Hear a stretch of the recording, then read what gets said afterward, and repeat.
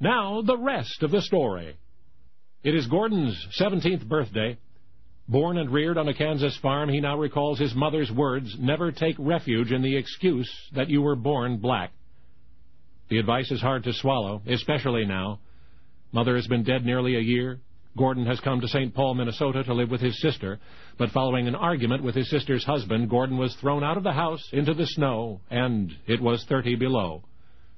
In the months since, Gordon has been mostly on his own. He's worked as a waiter, a flophouse janitor. The seasons have passed, and it is verging on winter again, November 30, 1929.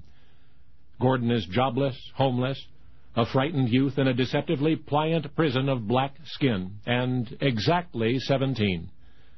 With no place to sleep that night, he boards a streetcar, takes a seat. His last penny invested in the fare he will worry about morning when morning comes, for now he will rest. It is still dark when the old streetcar conductor pokes Gordon awake. "End of the line," the conductor says. Indeed, the end of the line. Before Gordon's eyes are open, he feels a fiery twinge in the pit of his empty stomach. The reality strikes him. He is starving. In dull, slow-motion panic, he glances out the ice-encrusted window. No one outside, no one in the streetcar, only Gordon and an elderly conductor holding a rolled-up, rubber-banded wad of $1 bills. Gordon reaches into his jacket pocket. The smooth handle of a switchblade knife slips easily into his palm. The conductor starts down the aisle. Gordon follows him to the back of the car.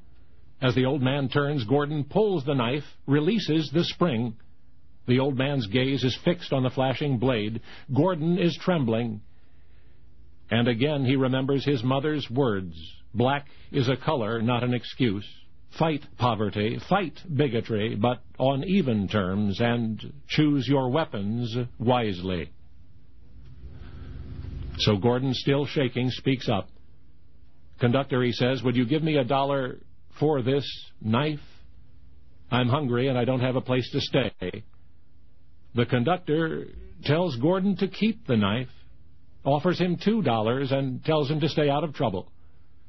But Gordon, ashamed, scared, refuses the money and dashes out into the night.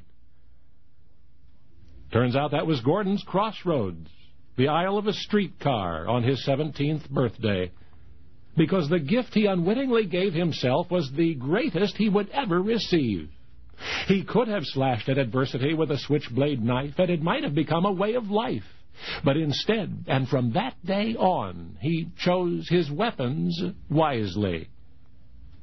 Who's Who in America devotes 27 lines to Gordon's subsequent accomplishments. 24 years, an esteemed photographer for Life magazine, a respected serious composer with a symphony and a piano concerto and 3 piano sonatas under his belt, acclaimed author of 7 books, including The Learning Tree, and director of 5 major motion pictures, including Shaft. But as you consider the professional triumphs of Gordon Parks, please remember his personal triumph on a streetcar in 1929, which made all the others possible. Because now you know the rest of the story.